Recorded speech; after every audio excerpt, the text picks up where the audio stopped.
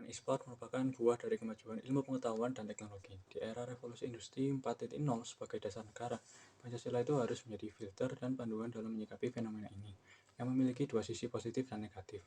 Jadi analisisnya yang pertama yaitu menurut sila yang pertama yaitu sila ketuhanan yang Maha Esa, bahwasanya pengembangan dan penggunaan teknologi game itu harus diarahkan pada hal yang positif dan tidak merusak akhlak dan tidak mengandung unsur penipuan. Yang kedua, sila kemanusiaan yang adil dan beradab. E-sport itu harus menghargai nilai kemanusiaan. Penipuan dan kecurangan itu dalam game online adalah tindakan tidak adil dan merugikan pemain lain. Di sisi lain, e-sport juga memanusiakan para atletnya dengan mengakui bakat dan kerja keras mereka sebagai sebuah profesi yang sah. Yang ketiga yaitu ialah menurut sila persatuan Indonesia atau sila ketiga. E-sport itu dapat menjadi alat pemersatu ketika tim Indonesia berprestasi di kancah internasional, seperti pada Asian Games 2018. Yang keempat yaitu ialah sila kerakyatan yang dipimpin oleh hikmat kebijaksanaan dalam pemusyawaratan perwakilan. Pemerintah itu melalui Kemenpora telah bijaksana dengan mengakui e-sport sebagai cabang olahraga. Langkah selanjutnya ialah perlu adanya permusyawaratan antara pemerintah, developer game, orang tua, dan komunitas untuk membuat regulasi melindungi khususnya anak-anak dari dampak negatif game. Yang kelima yaitu ialah sila keadilan sosial bagi seluruh rakyat Indonesia. Pengembangan iptek di bidang game harus memberikan keadilan, baik bagi pengembangan lokal maupun konsumen. Pemerintah perlu memastikan bahwasanya industri ini tidak hanya dinikmati segelintir orang, tapi juga menciptakan lapangan kerja dan mendorong inovasi teknologi dalam negeri.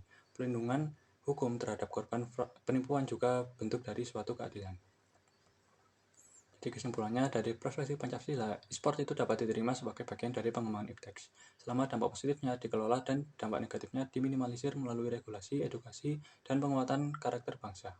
Sikap tidak jujur dalam ujian daring bertentangan dengan nilai akademik dan nilai-nilai Pancasila, terutama sila ketuhanan yang Maha Esa dan kemanusiaan yang adil dan beradab. Solusi yang dapat saya berikan kepada siswa yaitu yang pertama ialah integritas diri. Integritas diri itu dalam bentuk membangun kesadaran bahwa kejujuran adalah fondasi karakter. Nilai yang diperoleh dengan curang adalah pencapaian semu yang merugikan diri sendiri dalam jangka panjang. Yang kedua yaitu ialah manajemen waktu dan persiapan matang. Ketidakjujuran sering terjadi karena kurang persiapan. Saya akan membuat jadwal belajar yang teratur sebelum ujian sehingga datang ke ujian dengan percaya diri tanpa perlu mencatat. Yang ketiga yaitu ialah memahami bukan menghafal. Yang keempat menjadi agen perubahan yaitu ialah mengajak teman-teman untuk membuat fakta integritas dalam kelompok belajar. Yang kelima yaitu ialah komunikasi dengan pengajar.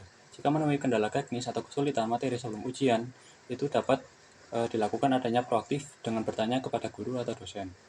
Seperti itu. Ya, jadi menurut pasal 1 ayat 2 UUD NRI 1945 menyatakan bahwasanya kedaulatan berada di tangan rakyat dan dilaksanakan menurut Undang-Undang Dasar. Sistem ini sejalan dengan Pancasila, khususnya sila kerakyatan yang dipimpin oleh hikmat kebijaksanaan dalam permusyawaratan perwakilan. Pendapat menurut saya itu ialah sudah sesuai, namun masih ada beberapa tantangan. Sistem politik Indonesia saat ini secara formal sudah sesuai dengan Pancasila, karena kedaulatan rakyat diwujudkan melalui pemilu yang langsung, umum, bebas, rahasia, jujur, dan adil untuk memilih anggota DPR, DPD, Presiden, dan Kepala Daerah. Buktinya yaitu ialah pemilu itu diadakan secara langsung, jadi rakyat secara langsung memilih wakilnya. Ini adalah implementasi nyata kedaulatan rakyat. Yang kedua yaitu buktinya adalah kebebasan berpendapat. Masyarakat dapat menyampaikan aspirasi melalui demonstrasi, media, atau melalui wakil rakyat. Terus untuk bukti ketidaksesuaian atau tantangannya yaitu ialah yang pertama, praktik politik uang itu masih marak terjadi praktik jual beli suara. Ini sangat bertentangan dengan hikmat kebijaksanaan. Yang kedua yaitu ialah penggunaan isu sara, yaitu ialah untuk meraih suara, merusak persatuan, dan menjauhkan proses politik. Yang ketiga yaitu ialah kesenjangan antara wakil rakyat dan rakyat. Terorisme adalah paham atau tindakan yang menggunakan kekerasan untuk menciptakan rasa takut dan mencapai tujuan tertentu, seringkali berlatar belakang ideologi radikal. Alasan terorisme mengancam bangsa Indonesia itu yang pertama adalah merusak persatuan Indonesia, yaitu ialah sila ketiga. Terorisme seringkali mengatasnamakan agama atau kelompok tertentu, sehingga dapat memicu konflik dan permusuhan antar kelompok yang selama ini hidup rukun dan toleran. Yang kedua ialah melanggar kemanusiaan yang adil dan beradab. Aksi teror membunuh ini juga melukai orang tak bersalah secara keji. Ini adalah pelanggaran berat terhadap hak asasi manusia, nilai-nilai kemanusiaan universal. Yang ketiga yaitu ialah bertentangan dengan ketuhanan yang Maha Esa.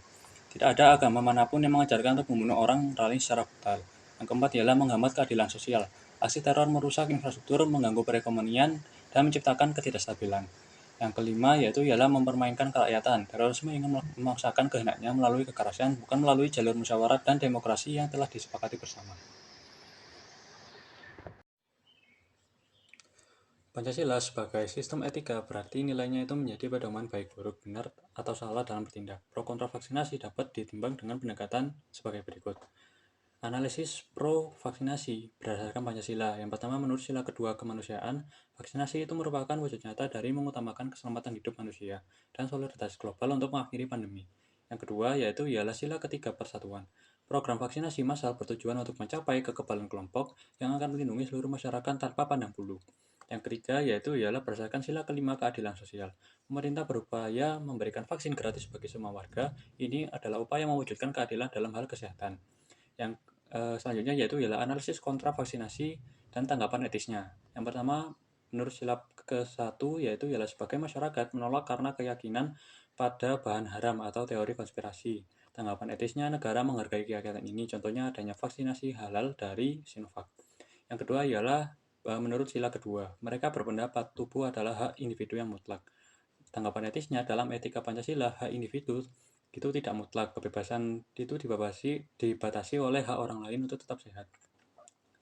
Selanjutnya adalah menurut sila keempat, keraguan pada kecepatan pengembangan vaksin. Tanggapan etisnya, kekhawatiran ini itu wajar. Disinilah peran pemerintah melalui BPOM transparan dan memastikan vaksin telah melalui uji keamanan.